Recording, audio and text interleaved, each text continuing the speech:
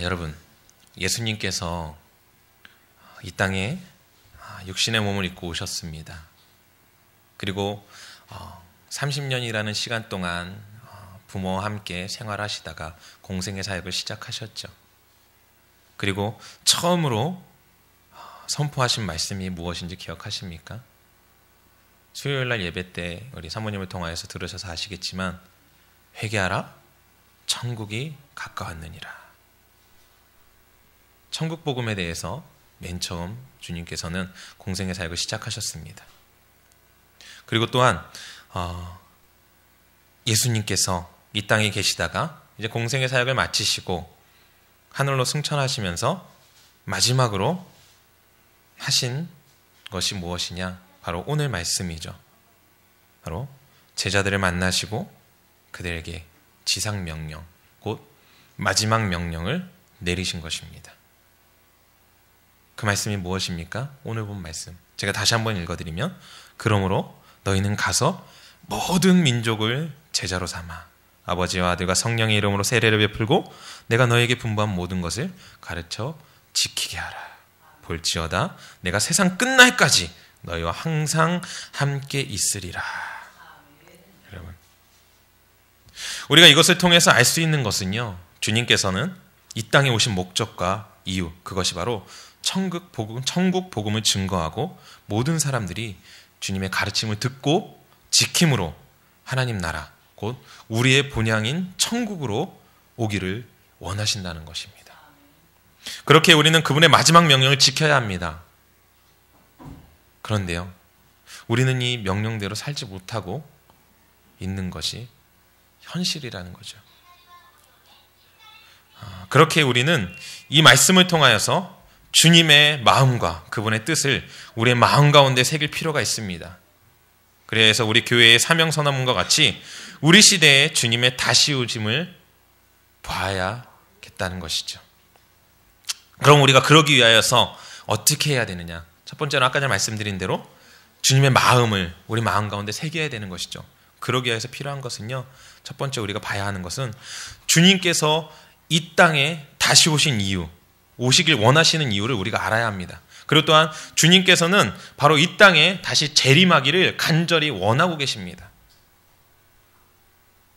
성경을 통하여서 계속해서 기록되어져 있는데요, 특별히 요한계시록을 보면은요, 3장 11절에 내가 속히 오리니 내가 가진 것은 굳게 잡아 아무도 내 면류관을 빼앗지 못하게 하라 라고 기록되어져 있고요.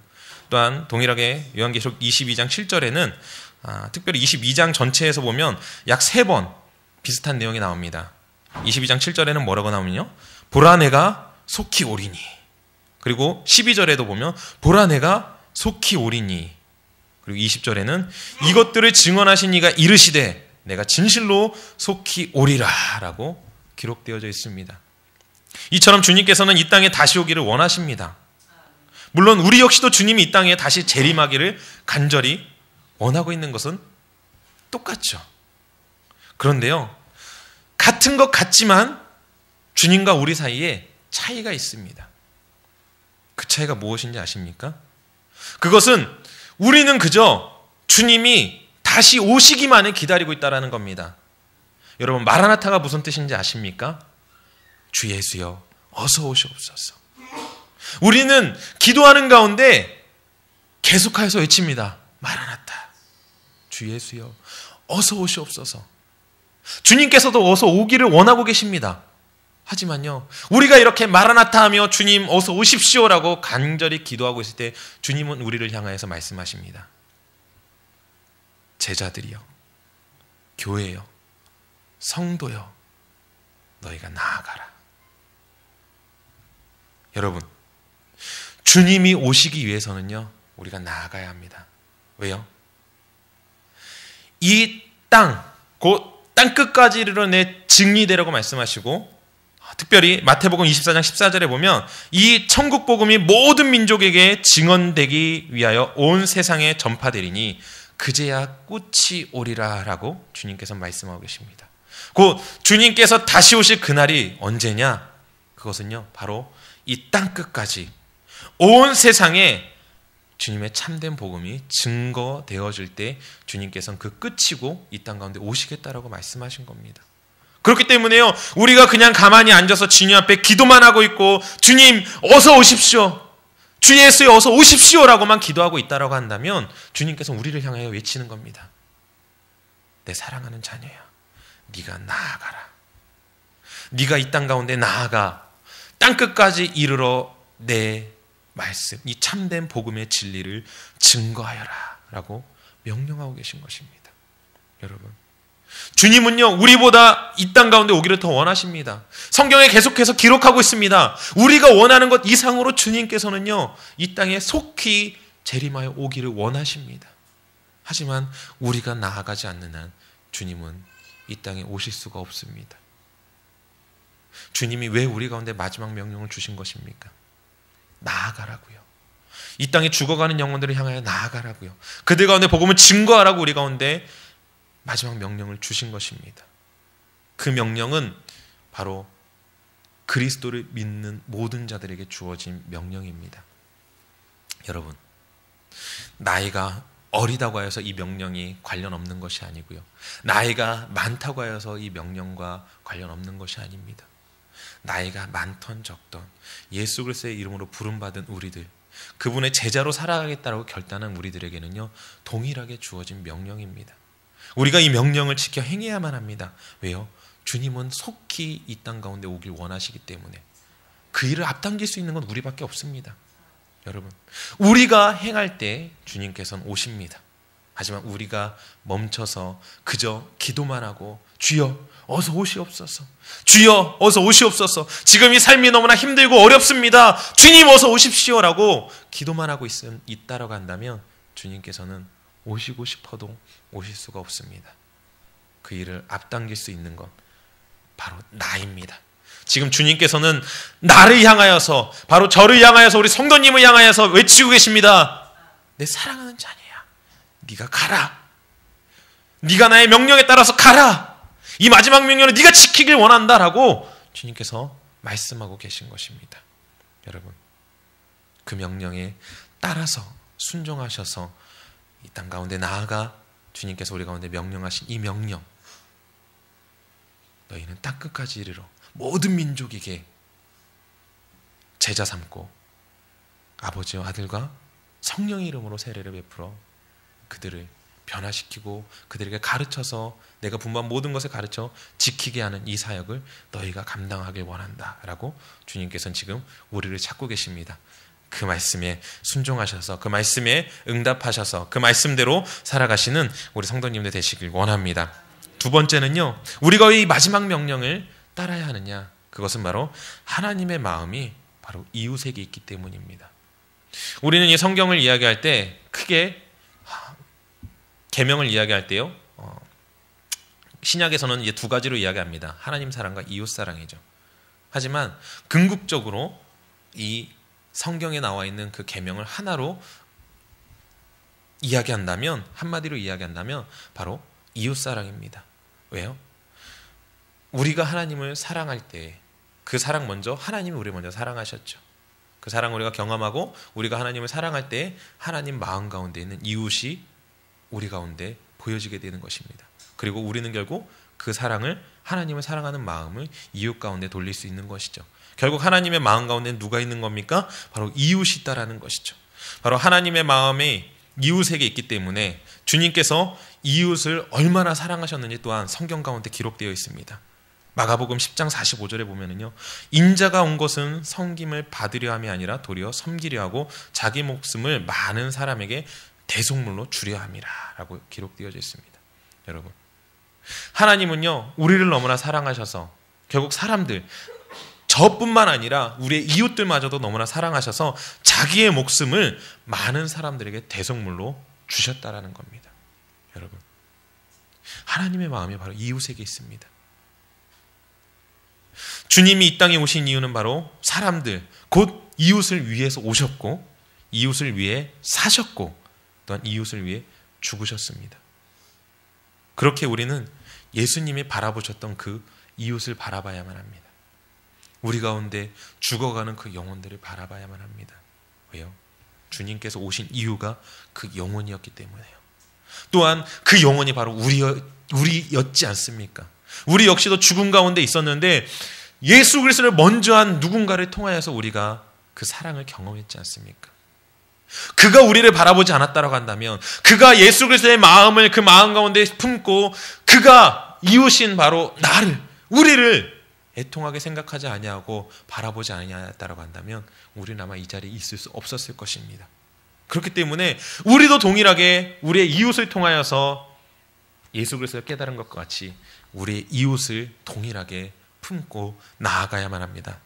그렇기 때문에 빌립보서 2장 5절에 이렇게 이야기하고 있습니다. 너희 안에 이 마음을 품으라. 곧 그리스도 예수의 마음이니. 이 마음은요, 이웃에 대한 긍휼의 마음입니다. 사랑과 섬김의 마음입니다. 그리고 또한 우리가 이 이웃을 위한 삶을 살아갈 때 주님께서는요, 우리 가운데 풍성한 삶을 만들어 주십니다. 참 놀랍지 않습니까? 우리가 그저 주님의 말씀에 따라서 주님이 바라보시는 그 영혼을 바라보며 살아갈 때에요, 주님께서 우리 가운데 풍성함으로 또한 채워주신다는 것이죠. 오늘 본문 말씀을 보십시오. 너희는 가서 모든 민족을 제자 삼으라 말씀하셨고요, 내가 너에게 분부한 모든 것을 가르쳐 지키게 하라고 말씀하셨습니다. 여러분, 제자를 삼고요, 가르치고요, 그것을 지키게 할 수 있는 사람, 만약 내가 가르치는 상대가 나보다 더 탁월하다고 한다면 가르칠 수 있습니까? 쉬운 예로 말씀드리면요, 초등학생이 대학생을 제자 삼을 수 있겠습니까? 그를 가르칠 수 있겠습니까? 말이 되지 아니하죠. 결국 가르칠 수 있다라는 것, 그들을 제자 삼을 수 있다라는 것은요, 그들보다 더 탁월하다라는 것입니다. 그럼 무엇이 탁월할까요? 예수님께서는 12제자들에게 먼저 이 명령을 내리셨습니다. 너희는 가서 모든 민족을 제자 삼으라. 그리고 가르쳐라, 지키게 하라고 말씀하셨습니다. 그렇다면 이 12제자가 탁월한 제자들이었습니까? 세상 사람들보다 뛰어난 자들이었습니까? 아니죠. 세상 사람들보다 더 부족한 자들이었습니다. 그런데요, 주님께서는 이들에게 명령하신 것은 가르치고 제자 삼고 지키게 하라고 말씀하셨습니다. 저는 이 말씀을 보는데요, 왜 하나님께서 세상 사람들보다 어찌 보면 탁월하지 못한 그들에게, 제자들에게 이렇게 명령하셨을까? 그것은요, 바로 이제 후반절에 보면 우리가 알 수 있는데요, 내가 세상 끝날까지 너희와 항상 함께 있으리라 라고 기록되어져 있죠. 이 말씀이 무엇입니까? 결국은요, 우리가 그러한 일을 할 수 있도록 제자 삼고요, 가르치고 지키게 할 수 있는 능력을 주시는 분이 바로 예수 그리스도라는 것입니다. 그분이 우리와 함께 하심으로요, 우리가 그들을, 어찌 보면 나는 아니지만, 내 힘으로는 할 수 없지만, 내 능력으로는 그들을 가르칠 수도 없고 그들을 제자 삼을 수도 없고 그 가르친 것을 지키게 할 수 없지만, 하나님이 나에게 힘을 주시면요, 그 일들이 가능하다라는 것입니다. 하나님이 우리 가운데 힘과 능력을 주시는 것입니다. 하나님께서 우리의 부족한 것을 채우신다라는 것입니다. 여러분, 그렇기 때문에 우리가 이 말씀을 가지고 나아갈 때, 이웃을 향하여 나아갈 때 그 이웃보다 더한 귀한 능력을, 그들이 우리의 말을 듣고 따를 수밖에 없는 그러한 힘과 능력을 주님께서 우리 가운데 부어주신다라는 것이죠. 여러분, 그렇기 때문에 주님께서는요, 우리가 이 마지막 명령을 행해 나아갈 때, 이웃을 위하여 나아가는 것을 원하시고 우리가 그 일을 향해 나아갈 때 우리 가운데 풍성한 삶을 살아갈 수 있도록 힘을 주신다라는 겁니다. 여러분, 혹시 지금 여러분의 삶 가운데 어려움이 있으십니까? 감당하기 힘든 상황에 계십니까? 여러분, 그 상황을 바라보지 마십시오. 주님의 명령을 향하여 나아가십시오. 그때 주님께서 우리의 삶을 통하여서 그 문제들을 해결하십니다. 우리가 주님의 말씀 가운데 순종하여 주님이 주시는 그 명령대로 나아갈 때에 주님께서는 우리의 그 주님 앞에 집중하지 못하게 만드는 그 모든 상황들을 해결해 주십니다. 한 가지 말씀드리면, 저 같은 경우도 솔직히 사역을 나아가는 데 있어서 사역자로서 여러 가지 어려움들을 겪을 때가 있습니다. 지금도 겪고 있는 것도 사실이고요. 근데 제가 이 말씀을 묵상하고 또한 이전부터 그 부분에 대해서 하나님께서 저한테 계속 말씀을 주셨거든요. 지금 내가 원하는 것은 너의 문제를 바라보는 것이 아닌 바로 나의 뜻대로 나아가길 원한다 라는 마음을 저한테 주셨습니다. 그래서 기도했어요. 하나님, 그러면 지금 제 격가지들 주님 앞에 집중하지 못하게 하는 이 문제들은 어떻게 합니까? 라고 하나님 앞에 내려놨을 때, 물어봤을 때 하나님께서 하시는 말씀은 그거였습니다. 네가 내 일에 집중해 나아가는데, 그 일을 해 나아가는데 그 격가지 것들로 인하여 집중하지 못하게 하는 것들은 내가 다 해결하실 것이다 라는 마음을 주셨습니다. 여러분, 그렇기 때문에요, 우리가 주님이 주신 그 마지막 명령, 곧 이웃을 향한 그 마음을 품고, 주님께서 이웃을 향하여서 오셨기 때문에 우리의 마음 가운데 그 마음을 품고 그들에게 나아갈 때 하나님께서는 우리의 문제들을 해결하실 뿐만 아니라 그보다 더 귀한 것들로 우리를 채우신다라는 겁니다. 하나님의 말씀 가운데 집중할 수 있도록 주님께서 우리를 도우신다라는 것이죠. 우리의 삶을 풍족하게 만들어 주신다라는 것입니다. 왜요? 주님께서는 그런 능력이 있으신 분이거든요. 여러분, 우리가 주님의 그 비전, 곧 하나님께서 주신 그 명령, 마지막 명령, 그것들을 우리의 마음 가운데 품고 주님이 바라보시는 그 영혼을 우리가 바라볼 때에 주님께서 주시는 그 풍족함을 경험하시길 바랍니다. 물론 지금 그거를 다 경험하고 있지는 않습니다. 그런데요, 가장 우선적으로 제가 하나님의 명령 가운데 바로 서기 위하여서, 물론 아직도 잘 못 서 있는 것은 사실이지만 그래도 서기 위하여서 노력하고 하나님 앞에 기도하며 나아가다 보니까 제 마음을 평안케 하시더라고요. 여러분, 그것이 우선 아니겠습니까? 여러 가지 문제와 상황들로 인하여서 촉박해하고 힘들어하고 지쳐하는 삶이 아니고요, 하나님께서 제 마음 가운데 평안함을 주셨습니다. 그러면서 그 이후에 제 마음 가운데 주신 것이, 네가 지금 상황을 돌파해 나아갈 수 있는 것, 그것은 나의 사역을 온전히 감당할 때 그 모든 것들이 해결될 것이다 라는 마음을 또한 주셨습니다. 그렇기 때문에 더 집중하려 나아가려고 합니다. 우리 성도님도 더욱더 집중해 나가셨으면 좋겠습니다. 무엇을 위하여서요? 바로 주님께서 우리 가운데 주신 마지막 명령, 곧 주님께서 이웃을 사랑하시는 그 마음을 우리 가운데 품고 나아가실 때 주님께서는 우리 가운데 풍성한 대로 우리의 쓸 것을 채워 주실 것입니다. 그래서 빌립보서 4장 19절에 기록되어 있습니다. 나의 하나님이 그리스도 예수 안에서 영광 가운데 그 풍성한 대로 너희 모든 쓸 것을 채우시리라. 주님께서 채우십니다. 우리가 걱정하지 않아도요, 우리가 주님 앞에 집중하는 순간 우리의 모든 문제들 뿐만 아니라 우리를 필요한 모든 것들을 주님께서 풍족하게 채워주실 줄 믿습니다. 그리고 세 번째로 우리가 하나님의 마지막 명령을 우리 마음 가운데 새기고 그 마지막 명령을 성취해 나아가기 위해서 노력해야 되는 이유, 그것은요, 주님께서는 바로 아무도 멸망치 않기를 원하시기 때문입니다. 요한복음 10장에 보면은요, 내가 그들에게 영생을 주노니 영원히 멸망하지 아니할 것이요 또 그들을 내 손에서 뺏을 자가 없느니라 라고 기록되어져 있습니다. 그리고 베드로후서 3장 9절에도요, 주의 약속은 어떤 이들이 더디다고 생각하는 것 같이 더딘 것이 아니라 오직 주께서는 너희를 대하여 오래 참으사 아무도 멸망하지 아니하고 다 회개하기에 이르기를 원하시느니라 라고 기록되어져 있습니다. 우리는 생각할 수 있습니다. 2000년 전에 주님께서 돌아가시고 마지막 명령을 주셨습니다. 그러면서 곧 그날이 올 것이다 라고 우리 가운데 명령하셨는데 아직 2000년이 지났음에도 불구하고 주님께서 오시지 않으셨습니다. 왜일까요? 이유는 간단합니다. 처음 말씀드린 대로요, 내가 나가지 않았기 때문에, 내가 그 명령에 순종하지 않았기 때문이고요, 그랬기 때문에 주님께서는 아무도 멸망하지 않기를 원하시는데 지금 오시게 되면 많은 이들이 멸망길에 갈 수밖에 없지 않습니까? 주님은 기다리고 계신 겁니다. 무엇을요? 그 멸망길로 가고 있는 영혼들이 생명길로 돌아오기를. 여러분, 주님이 원하시는 것은 멸망이 아닙니다. 사단이 원하는 것은 멸망입니다. 우리가 멸망길로 걸어가길 원하는 것은 사단입니다. 주님께서는 우리가 생명길로 걸어가길 원하십니다. 그것은 단순하게 나뿐만이 아니라 여기 모여 계신 우리 성도님들 뿐만 아니라 지금 이 땅 가운데 죽어가는 영혼들을 향한 주님의 마음입니다.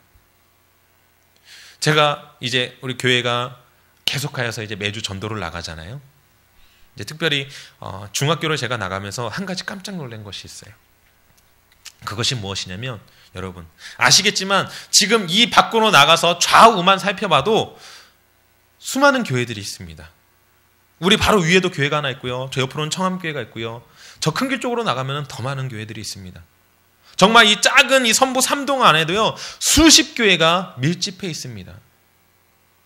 그런데요.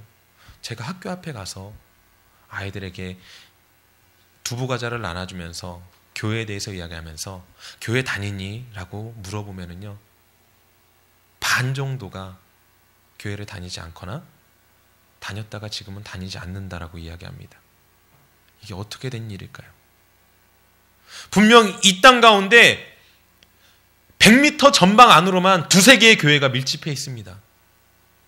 하지만 그 교회들은 도대체 무엇을 하고 있는 것일까요? 어떻게 하였길래 그 한 중학교에서 반이나 되는 학생들이 아직도 교회에 정착하지 못하고 예수 그리스도를 알지 못하고 멸망길로 걸어가고 있는 것일까요?